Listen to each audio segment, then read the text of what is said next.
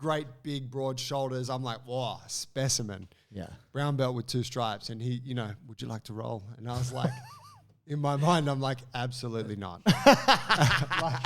And I'm like, no, like I'm leaving. I'm kind of going, but I hadn't declared that I was going yet. So I'm like, sure. Ladies and gentlemen, welcome to another Bulletproof for BJJ podcast. We were chatting the other day and a cool story came up. And so we've taken that little bit of extra time to share with you a little bit of a tale. Joey, please. So I went to an open mat on Saturday and I was saved by a small human. Tell me more. From a certain death. A certain death? Yeah. Was he wearing a cape? No, brown belt with 2 stripes. Friend of mine, Fab. I don't know, you haven't met Fab, have you? No. We've trained. We've trained together a couple of times. I know him well. So he's a legend. He owns an Alliance gym on the Northern Beaches, Alliance Balgala. Yeah. They recently moved to a new space. I went to the soft opening of the new space. It's primo. It looks immaculate. Yeah, beautiful gym, saunas, ice bars, gym, weights, all that. I'd been crook last week, like in the middle of the week. Yep. Saturday I felt fine, but I knew as I was driving there with my son, Leo was like, might come. He's 3 in a month, 3 plus 1 month. He whenever I go to train jiu-jitsu on Saturdays, he wants to come, and it's mad. I'm like, yeah, bro, I want you to come. Like, That's lovely. It's a cool thing, and he's pretty good. He generally just I leave him off the side of the mats, coloring in pencils, monster trucks, and he's good. Some snacks and shit.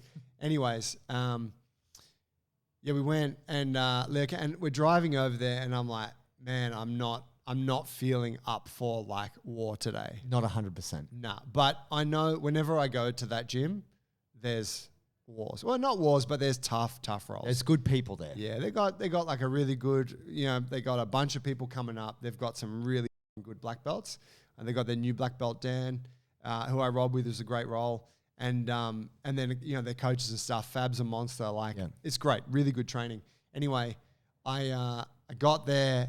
Had a couple of rolls, couple of black belts first up. The first roll, I felt it was a smaller guy, animal guard, and I was just like, man, like my cardio is cooked today. Like this is tight. Anyway, whatever. I did the thing. Got to roll with a couple of their brown belts. Friend of mine, Gavin, who actually trains the program. He's an older fella. You might have seen a video of him doing Cossack squats. Yeah, I know him. Yeah, he's a legend. And what was actually really cool was when we last rolled, which was maybe, I don't know, a year ago. I like my X guard. Yeah. I elevated him from an X, and then I put him into saddle. Right. And he's like, whoa, what's this? And I'm like, oh, this is saddle, but like we're in the gi, so I can't really do a lot from here anyway. Sure. But he was like, I've never seen this. This is cool. Anyway, he put me in X guard and he put me in saddle. And it was super clean. And he's like, you like that? Yeah, I'm like, that's fucking cool. Nice. But anyway, probably trained for about an hour and a bit. It was a huge set. There's a bunch of people there, and I was like, it's time to go. And I'd spoken to Leo, and Leo was like starting to get a bit stroppy. He'd had one incident where he was crying because I think someone told him to get off the equipment. He was making a mess of the joint. Totally fair. Kid's a terrorist. And I'm walking back to my bag, and this brown belt who I'd seen earlier, lovely bloke. His name's Christian. Shout out, big guy.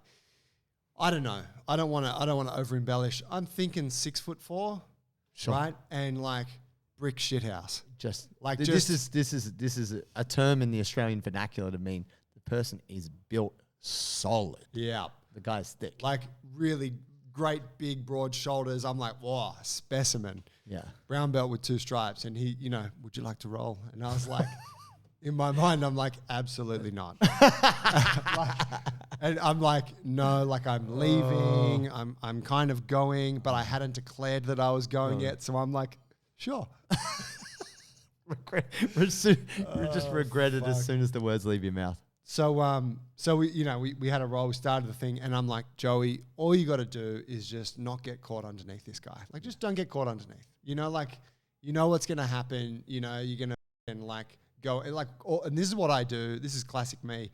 I just don't take it that seriously. I go and have a bit of fun. Oh, I'm on the bottom. Oh, I'm in side control. Oh shit, they're mounting me. So I was like, just don't do that. So we start rolling. I managed to pass his guard. That was handy. I've got like this modified north-south kind of side control that I use, where it's like somewhere in between the two. And I really like it for when I'm controlling someone bigger than me. Cooking them a bit. Well, and yeah, it usually stops them just doing that big guy reverse thing. Yeah. Reverses me, just goes boom, and I'm like, Oh, no. I'm on my back, dude's on top. I'm like, you idiot! This is the one place you said We don't wouldn't go here, Yeah. and here we are. Anyways, I don't know what happened, but maybe swept, maybe came back up to a standing position. Trying to pass his guard again, stacked him a bit.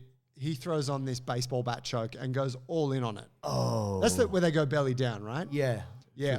Yeah. And goes belly down, and this thing is clamped on tight. And I'm like, oh, Jesus Christ. I was able to escape the choke by diving into guard and pulling him into my closed guard. Yeah, you didn't, if you had fought it and stayed up, he would have got you, but you had to kind of follow with it. And Yeah. So, it was a sweep, right? Yep. And, I fought it hard. I was just like, this sucks. And I'm like, I don't know how long's left on the round. And I remember he said to me, he's like, you okay? And I'm like, yeah, I'm good. And while I'm there just thinking, you idiot. It's now the second time you're in this shit position. You're tired. We're probably only like 2 minutes into the round.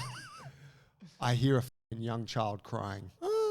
Yeah. And I'm like, oh, hang on a sec, bro. And I look over and there's my son, 3-year-old Leo, crying on the side of the mats. And I'm like, bro, so sorry. Just give me a sec. I got to go text my boy. And he's like, oh, yeah, you go. Heart-rendering. And I went, I'm like, Leo, man, what's going on? And Leo just timed out. He needed some sugar, he hadn't eaten for a couple of hours. And he's like, oh, I want to go home and shit. And I was like, mate, we can totally go home. I go back to Christian. He's kind of standing there kind of, we good to resume. I'm like, so sorry, bro. Like my son, I'd love to, man, Is what it is, man. He's like, bro, totally understand. I'll see you dad next life. time. Yeah. I was like, Leo, you did good today. My guy. Yeah. Here's your snack. Well done. Yeah. The way you timed that, chocolate bar, son. Mars bar. What do you want, bro? Whatever you need. Daddy gets you what you want today. It was a stroke of good luck. That's classic. Saved by the crying child. Amazing. Is this now? You've worked a bit of a routine. You're like, if you see Daddy getting choked, if I get swept more than once, come see in. that guy that's bigger than me on top of me, run on the mat. Yeah. No, that's awesome. I think that's so great. This is a new added benefit of being a jiu-jitsu dad. There it is. That's what it is, friends. Catch you guys. Cheers, man.